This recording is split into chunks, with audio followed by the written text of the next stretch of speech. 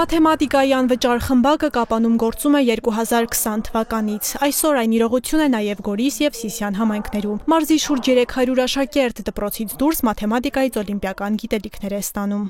Խմբակ ընդունվելու համար կարևոր է մինիմալ դպրոցական գիտելիքներ, դրա համար տարին 2 անգամ մայիսի վերջ եւ օգոստոսի սկիզբ քննություն է անցկացվում։ Երեխաները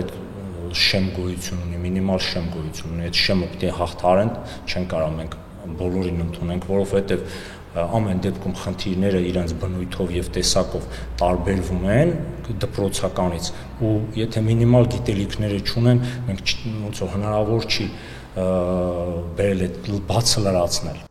2024-25 ուսումնական տարում խմբակի աշակերտներն առարկայական օլիմպիադայում բարձր ցուցանիշներ են գրանցել, ռեկորդ սահմանելով թե խմբակի, թե Սյունիքի համար։ Սիսիանից Ալենա Սադրյանը 3-րդ անգամ է մասնակցում։ Այս տարի հասավ մինչև հանրապետական փուլ եւ արժանացավ 2-րդ կարգի դիպլոմի։ Իհարկե օլիմպիադաներում միշտ բարդ խնդիրներ են լինում, բայց հենց դա է օլիմպիադայի առավելությունը, բարդ, բայց հաղթահարելի։ Ես հասկանում էի, որ ես պետք է շատ աշխատեմ, որպեսզի հասնեմ հաջողության։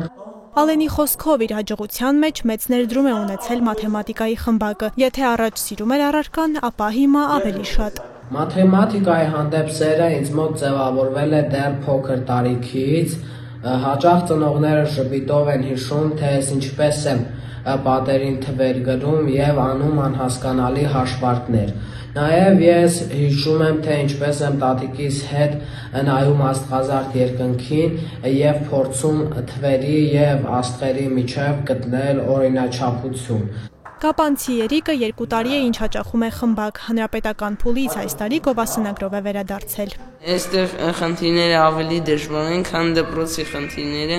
ու ավելի հետաքրքիր բաներ ենք սովորում։ Ինչ որ նոր հմտություններ, կարճ խնդիրը լուծելու ձև։ Դասընթացավարներից մեկի խոսքով մարզում օլիմպիական մաթեմատիկայի բացը շատ է զգացվում։ Երեխաների կարողությունները պիտի կարողանաս նկատել ու ճիշտ զարգացնել։ Պոտենցիալը զարգացնելու համար լավ թիմ է պետք, լավ աշխատանք է պետք կատարել, ինչքան էլ պոտենցիալը լինի, եթե աշխատանքը ճիշտ չկատարվում երեխայի վրա, իմ կարծիքով արդյունքը լավ չի։ Մաթեմատիկա մենակ մասնագիտություն չկարելի դիտարկել։ Մաթեմատիկա նաև կյանքում դժվար խնդիրները լուծելու,